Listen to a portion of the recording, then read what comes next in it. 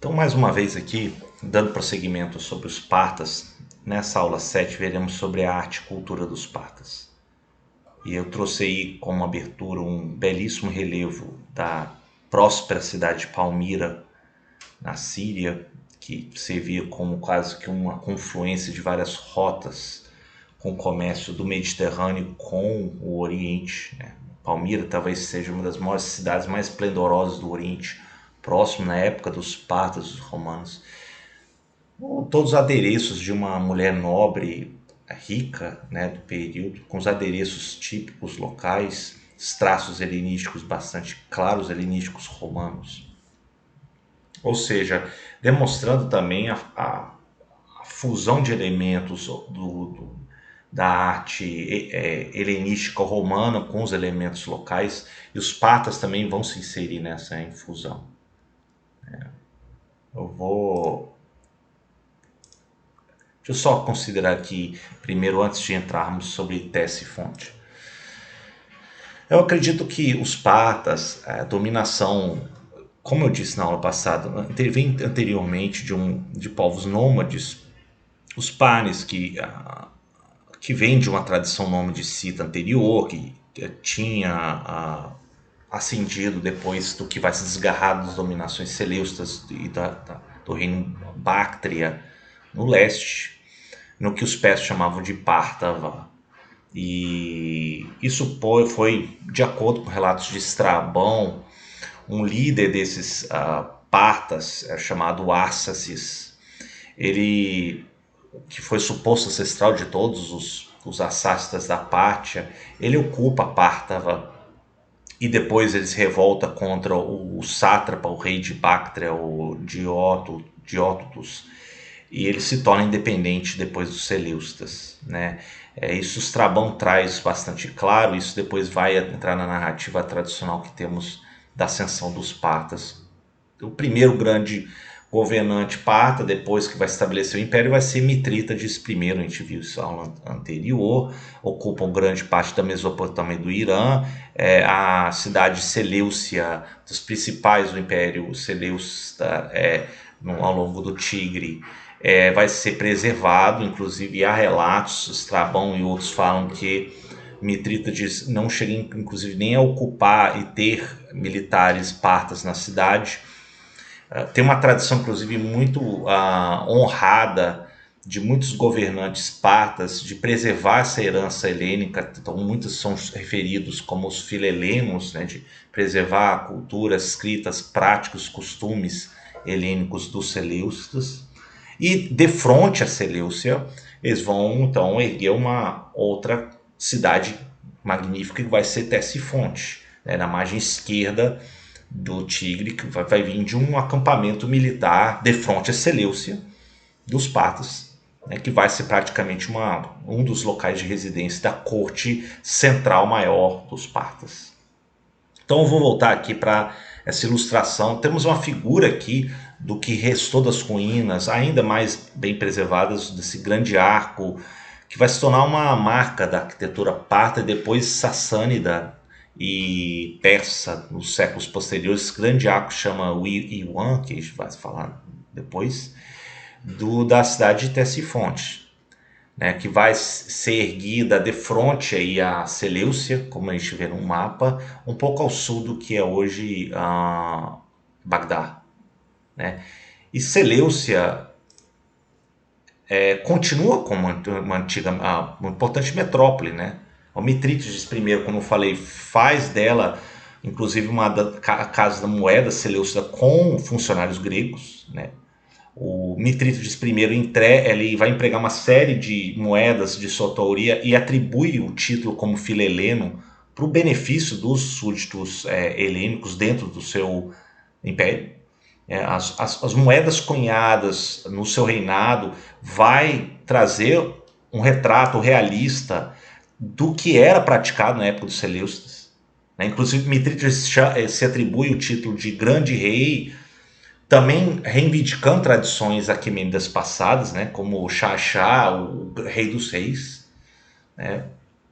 E eu acho que é interessante porque Mitrídates está interessado muito mais em preservar e favorecer a ordem, a administração, comércio, as caravanas, né, que alcançavam leste e oeste para fundar bem o seu império. Agora, o seu sucessor Mitrídates II, que vai governar aí de 123 a 88, 87 a.C., vai ser no período dele que vai ser considerado o auge do Império Parta, né? As caravanas, elas praticamente vão sem perturbação desde da Síria, da região de Dura, Europos, até Merv no Turcomenistão, e de Merv ia para a Ásia Central até chegar nos mercadores chineses e depois chegavam ali ao Extremo Oriente. Então, de maneira provisória, até um local foi identificado como Tashkurkan, no alto rio Yarkand, como uma região que tinha a presença de caravanas, de produtos dos partas, né, que também trazia produtos do Império Romano, do mundo mediterrâneo. Né, eram riquezas que eram acumuladas, que acumulou muito nos tesouros partas. E essa importância econômica durante Mitrídates II, por exemplo, foi depois inclusive documentado, narrado nos anais chineses de um imperador da dinastia Han, o Wu Ti. Agora, a proteção desse comércio de caravanas contra bandidos e nômades exigia uma vigilância constante, né, da cavalaria parta, né, e provavelmente era feito muito investido pelos arqueiros montados, né, que tinham que sustentar essas rotas, tinham que manter a segurança dessas rotas. E essa cavalaria foi produto de lealdade de líderes locais, que eram amarradas lealdades a reis nobres locais que juravam lealdade ao rei dos reis partas. Né? Inclusive isso depois alguns historiadores vão falar que é um sistema feudal, como Rostov-Sev, que eu acredito que na verdade o Rostov-Sev e outros são equivocados, porque eles tentem interpretar numa lente mais aí europeia, mas certamente era um sistema bastante descentralizado, mas com alguma centralidade, que eu acho que era extremamente eficiente para manter um império tão vasto, tão diversificado. Agora, na época, por exemplo, Júlio César, que ele desconsiderava esse sistema de lealdades. Né? Ele tinha uma visão até depreciativa desse sistema de lealdades de força parta. Ele achava que uma guerra contra os partas ia ser fácil. E quando Crasso foi nomeado como governador da Síria, ele achava que era apenas capturar espólios ricos, uma rápida aventura contra os partas. E a Batalha de Carras, vimos, prova o contrário disso. Né? A cavalaria pesada e a cavalaria leve dos partas, os catafractários, e os arqueiros montados leves derrotam Crasso. E o relato, por exemplo, do Plutarco, fala que a mão e a cabeça de Crasso vão ser trazidos por mensageiros, enquanto um soberano, o parto, o Orodes, e seu aliado, o rei da Armênia, eles assistiam a apresentação das bacantes de Eurípides, né? E ao anunciar a vitória na peça, a cabeça de Crasso vai ser jogada no palco, de acordo com Plutarco. E essa história pretende refletir o contraste entre a cultura helenística, né, superior, e uma prática militar bárbara entre os partas. É uma narrativa aí para contrastar a questão da barbárie que existia, da prática de se jogar a cabeça de Crasso num palco, sendo que estava encenado uma peça helenística da cultura helênica de Eurípides, sendo que o soberano parta estava assistindo essa peça, os bacantes de Eurípides. Isso é uma narrativa que Plutarco traz a enfatizar, né, a questão da civilização ainda romana e o ultraje de ter sido uma prática bárbara, supostamente com a cabeça de Crasso sendo jogado no palco. Né. Pouco se sabe depois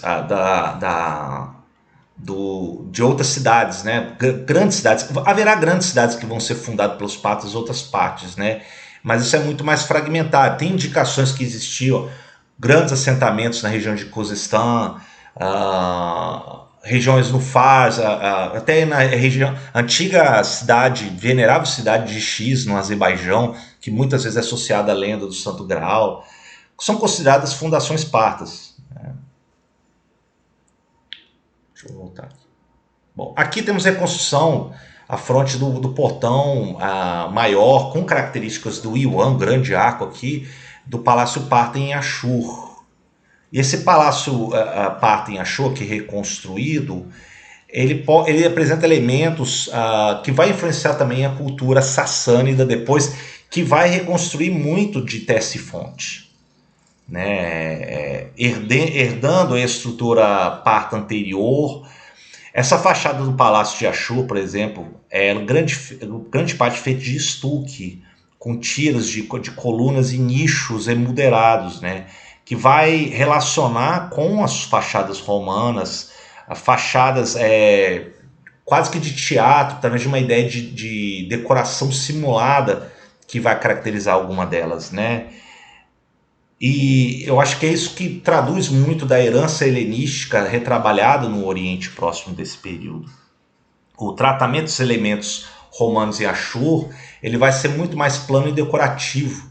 E ele vai privar mais do seu significado tectônico, né?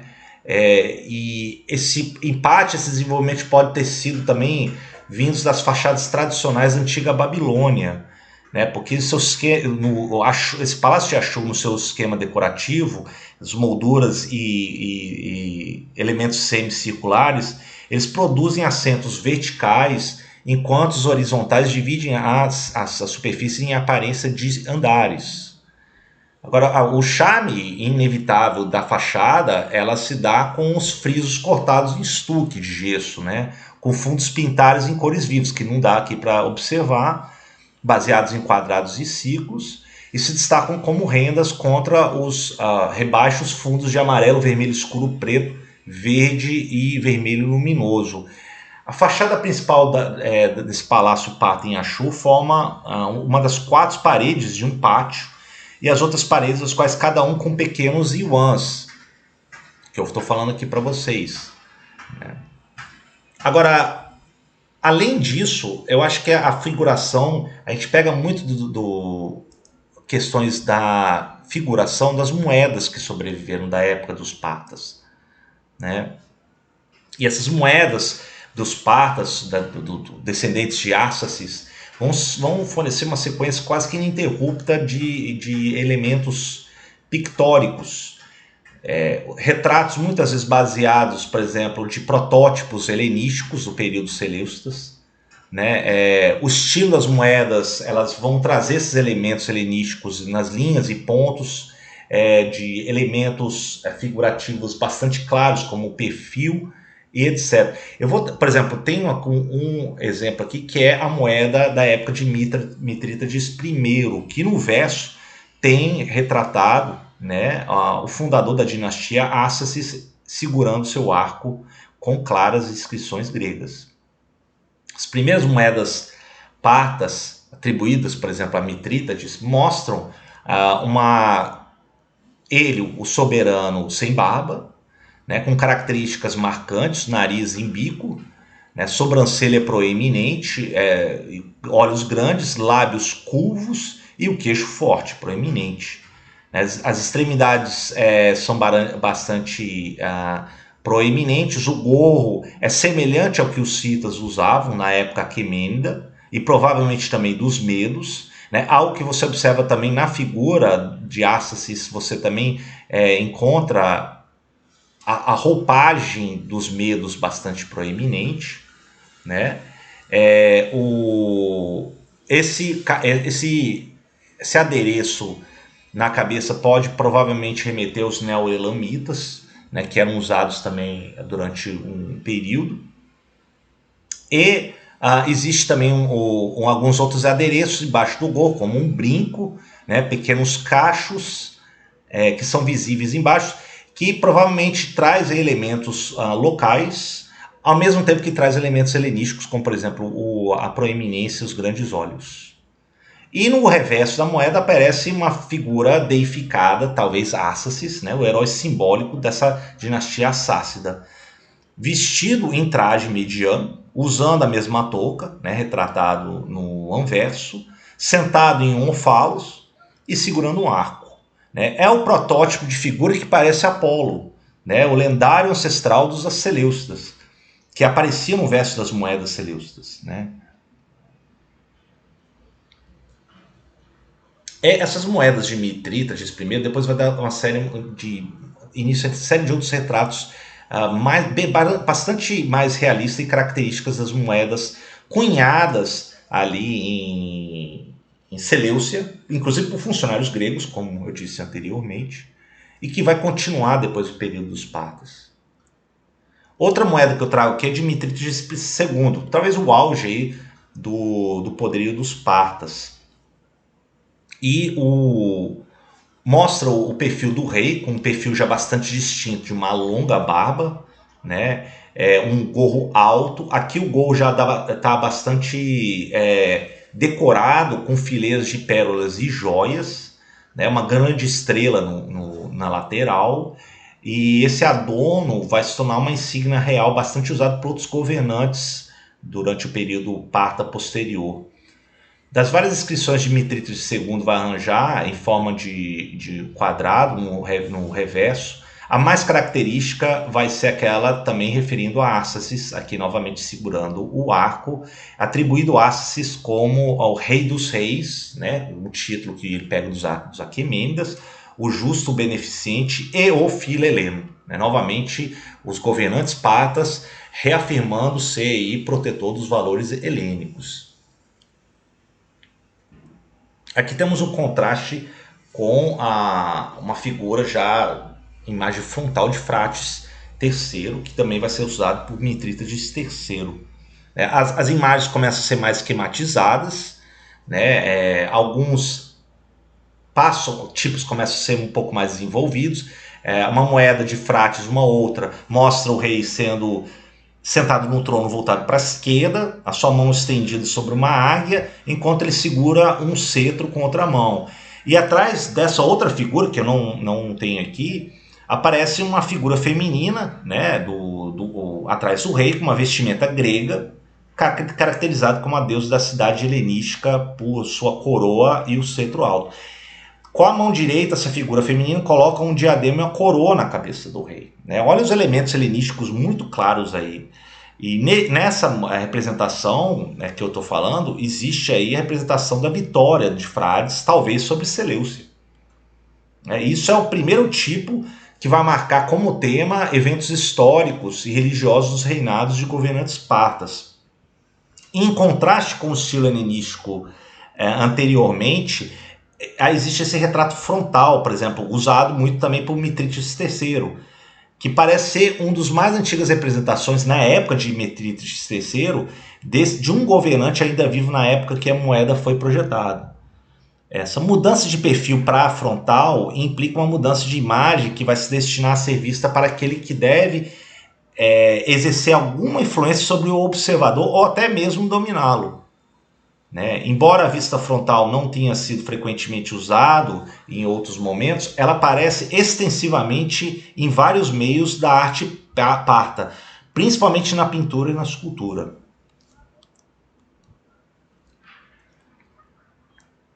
E a pintura, por exemplo, existem vários murais do período parta, e ela foi uma importante arte do período.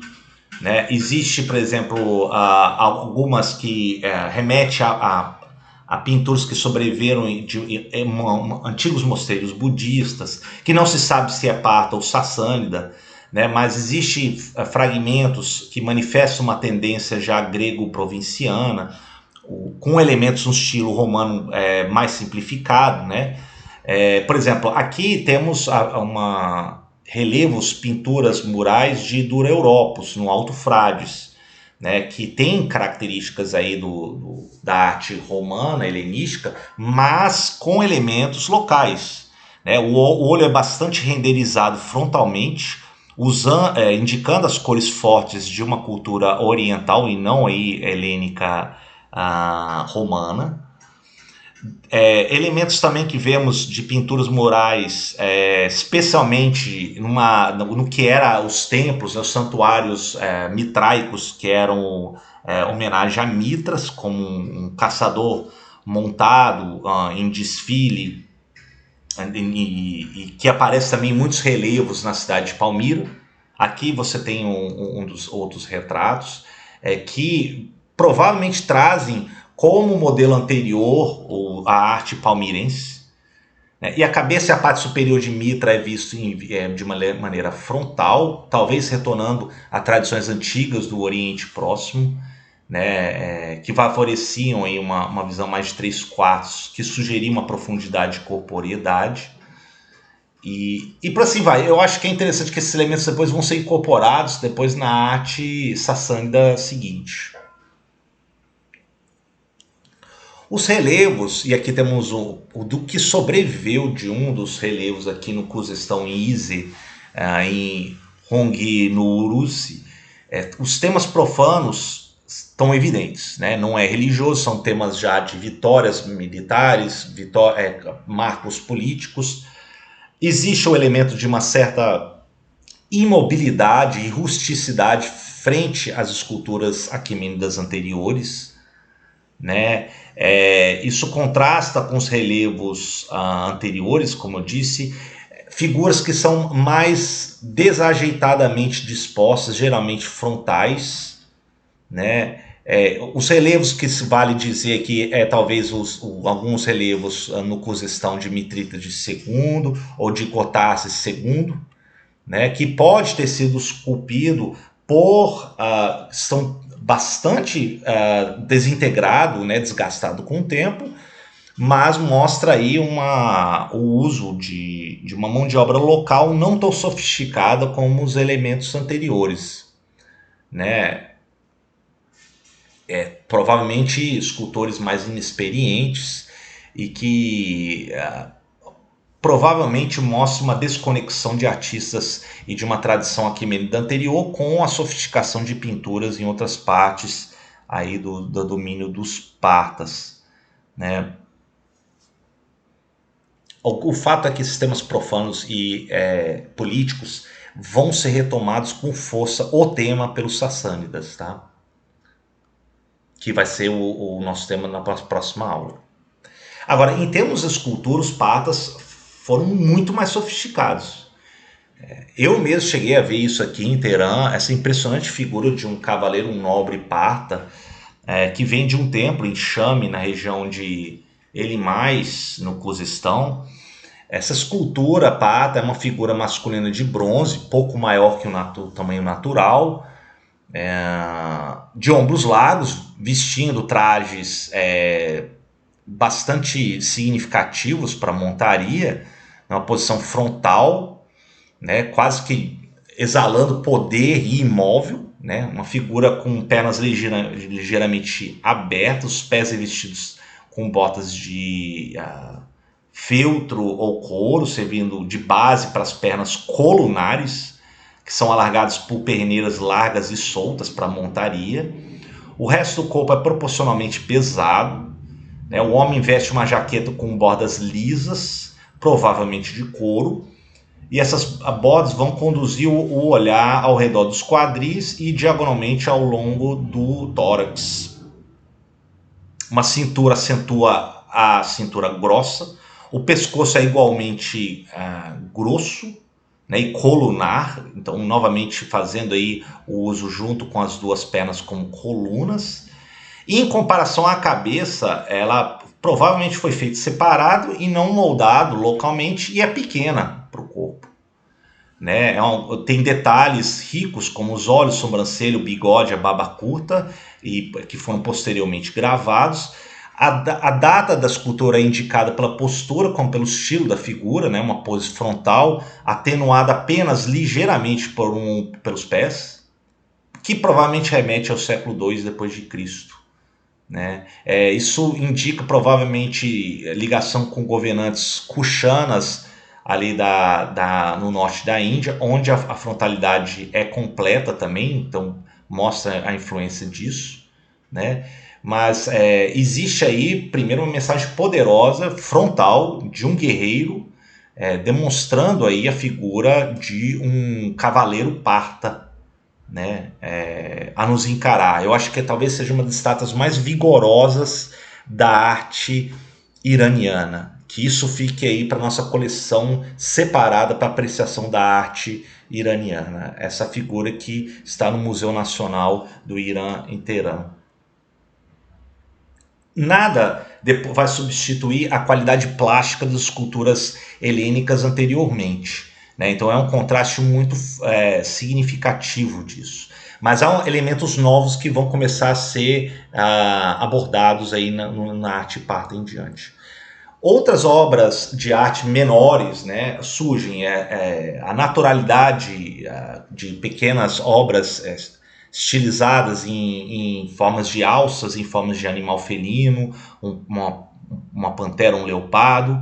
Essas tendências vão ser operantes no período parto, né? Um naturalismo que pega uma herança da arte grego-romana, cabeças de criaturas felinas, a sinuosidade dos corpos. Eu acho que a graciosidade vem aí desse elemento felino aí. Existe também outras obras que atenuam os corpos dos animais por razões formais, especialmente no norte do Irã, que combinam objeto animal e vaso para decoração. Tem aqui uma outra figura já reclinada do período parta, provavelmente de argila, que os elementos helenísticos são bastante evidentes. Uma figura reclinada, depois um retrato muito usado pelos romanos, né? Mas ela não apresenta grandes novidades. O que pode se falar mais sobre a arte clíptica do período parta, que mais notáveis são os selos, né, partas, que vêm da região de Nisha, que mostra a tradição seleucida continuado tanto no repertório de animais simbólicos derivados das tradições do Oriente Próximo, quanto os motivos gravados de origem helenística. Eu acredito que no final das contas a arte, a cultura parta, ela é resultado de uma síntese, de um híbrido de vários elementos locais. Os temas passam a ser mais profanos, apresentam elementos da arte nômade, da elite nômade dos cavaleiros. A frontalidade se torna um tema também, um recurso muito usado na pintura e também nas esculturas, mas a tradição helênica ela é preservada na cunhagem das moedas, nas escritas até o século II depois de Cristo, né? A arquitetura, eles pegam elementos babilônicos, romanos, e eles vão retrabalhar isso depois, como a gente viu no Palácio de Ashur, na sua planta, como também o que vai ser retomado pelos sassânidas em Ctesifonte. Ali sim a gente viu uma figura e depois a fotografia do grande arco, que vai ser um dos elementos mais marcantes da arquitetura parta em diante. Então a gente tem uma síntese de uma herança helenística junto com os elementos partas, refletindo também a vastidão dos seus costumes e da variedade, da prosperidade que surge, por exemplo, das rotas do comércio na época de Mitrídates II e por assim vai. De maneira simplificada, é assim que podemos situar a arte e a cultura dos partas. Próxima aula eu gostaria de falar agora de ascensão de uma nova dinastia na história do Irã, que vai ser os Sassânidas. Eles vêm de uma região ali do sul, já é a segunda dinastia persa, né? A primeira tinha sido os Aquemênidas, que surge com a dinastia Sassânida, e eles vão trazer uns novos elementos e marcar quase que depois grandes clássicos épicos iranianos como o Shahnameh. Eles vão apontar os Sassânidas quase como uma era de ouro, né, durante a história iraniana. Então a gente se vê na próxima aula. Obrigado aí e acompanhem o meu curso aí. Obrigado.